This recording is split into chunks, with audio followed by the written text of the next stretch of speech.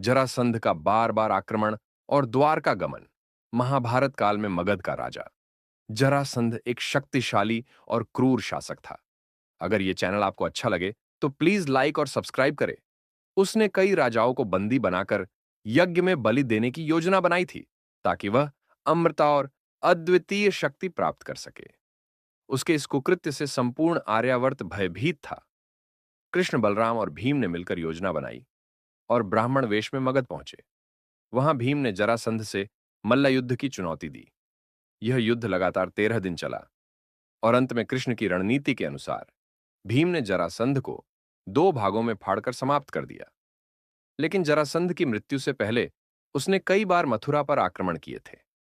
वह कंस का समधी था और कंस की मृत्यु के बाद वह कृष्ण से बदला लेने के लिए मथुरा पर बार बार हमला करता रहा।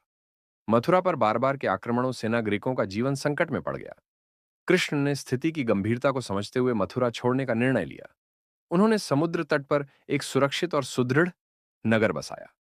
द्वारका यह नगरी वास्तुशिल्प का अद्भुत उदाहरण थी और चारों ओर से समुद्र से घिरी होने के कारण सुरक्षित भी थी। द्वारका गमन का निर्णय केवल एक रणनीतिक पलायन नहीं था, बल्कि यह दर्शाता है कि युद्ध के बजाय बुद्धि, सुरक्षा और जनहित को प्राथमिकता देना भी वीरता का हिस्सा है।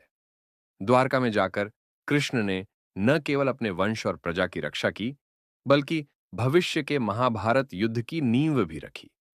यह कथा नीति, रणनीति और धर्म की गहराई को दर्शाती है। अगर यह चैनल आपको अच्छा लगे तो प्लीज लाइक और सब्सक्राइब करें और भी कृष्ण जी की कहानियां सुनने के लिए पूरी प्लेलिस्ट देखें।